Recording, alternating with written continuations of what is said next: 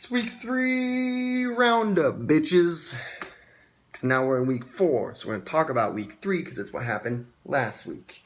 And what a week it was. Nobody lost a game by less than 18 points. That means the closest victory was an 18-point blowout. So basically everybody got rocked. Winners were winners, losers were losers. So let's start with this winner right here as I beat Seaman Burdick 118 to 84. Bird, he only had 3 players scoring double digits, and a sure sign of a bad fantasy performance, his kicker, Adam Vinatieri, was his second best scorer with 16 points. He had some bad luck. Running back LaShawn McCoy's concussion limited him to 2 points, and 2 interceptions and a fumble from a touchdownless quarterback Matthew Stafford, fantasy stud, really limited his team. He did not have a good week. I, on the other hand, had 3 players score 20 points.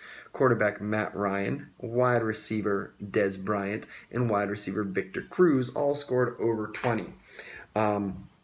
It was impressive, I'm not going to lie. It was a good week for me because I was missing wide receiver Roddy White and running back Arian Foster, who are 2 of my starters from injuries. So I had to do some bench digging, and I extended my streak to 3-0, one of 2 teams undefeated still at this point in the season. Next, Sharp finally got his first win of the season. Well done, buddy. By beating Brad 127 to 104. Sharp starting tight end Martellus Bennett was probably the best decision any of us made all week. The guy had 5 receptions, 54 yards, and 2 touchdowns against a Jets defense that has surprisingly been a top 10 defense so far this season. So it was a great call, especially if you're getting that kind of points from a tight end not named Gronkowski or Jimmy Graham or fuckface McGee. Also, Sharp's drafting of Michael Crabtree seems to be one of the better plays so far, digging deep in the draft. It looks like it's going to pay future dividends going into the season. He had a really bad week 1, but since then has scored 20 or more points over the last 2 weeks, so that could be a big pickup for him. Meanwhile, Brad, he had a solid performance, only 2 players scoring in single digits. The big stinger, though, is that had Brad started the right players on his bench, he could have won this matchup. Winning was a possibility. It's just bad player management. He had 10 points from running back Trent Richardson and 29 points from wide receiver Jeremy Maclin that were all sitting on his bench. If Brad had used those players and subbed out running back Darren Sproles and wide receiver Demaryius Thomas, that would have made his team total at 128, and he would have won the matchup by 1 point.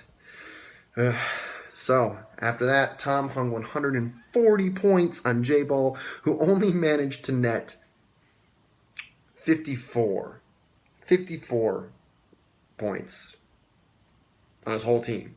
Now, we'll get to that, but Tom's team, it's starting to look like the powerhouse of old. This is the Tommy Gregg that we know and, I'm not going to say love, with only 2 players in single digits, and he had he not gone with Homer Pride, he could have had only 1 player in single digits, but he didn't want to start Deshaun Jackson against his Eagles. And in a weird way, you got to respect that, but the bro put up some mega fantasy points. At the end of the day, it didn't really matter. Would have just made a dominating performance even more dominating. Probably would have beaten Justin by over 100 points. J-Ball, on the other hand, had what might have been one of the worst performances in PPR history. Sheckton has the lowest record score in this league. He once scored 31 points in a PPR game. But that was with several of his Redskin experiment players on a bye week. He didn't start a full lineup. And J-Ball had all hands on deck this week and still only managed to put up 54 points. 5 of his players scored 3 points or less. And all but quarterback and NC State mouth-breathing reject Phillip Rivers scored less than 10 points on his entire lineup. So maybe for Justin's sake, the less said about that one, the better. All right, guys? Because nobody wants to be a part of that. The only other undefeated team in the league is Jordan Stroh's Bros, and he beat Zach's Team Zabania 142 to 105. Z had a frustrating week with 4 players scoring in single digits and then 3 scoring over 20. There's a lot of ups and downs this week for him. But the big day ruiner was -7 points from the usually reliable Panthers defense. We all know why, because the Steelers kicked their ass. Now, previously, though, the Panthers had scored 14 and 16 fantasy points in the first 2 weeks of the season, so this was a bit of a shock. But I suppose that this was the week to let that happen, because even if they'd scored 17, 18 points, it wouldn't have won Zach the matchup. He needed to get 30 points from that defense if he was going to win it. So it was not a really big deal, just still kind of a shocker, and maybe a worrying sign of things to come. Jordan's team continues to impress behind a shockingly good performance from wide receivers Pierre Garçon and Steelers trader Emmanuel Sanders, who scored 30 and 25 points respectively. He also had 4 players scoring over 20 points, and when you get that to happen, you're going to win most of the times. I'm not going to praise Jordan a lot here, not because he's the only other undefeated team, but because Jordan, you got to fix your fucking team picture, bro. How has nobody mentioned this? It's basically been a year and a half now, and the symbol for your team is still that broken file icon. Like, you don't have a picture. What's up with that? You got to fix it, all right? I hold myself responsible, but you are the one that has to fix it. And finally, this week's weekly beer goes to none other than last year's winner of nothing but bad trophies, Alex Sheckton.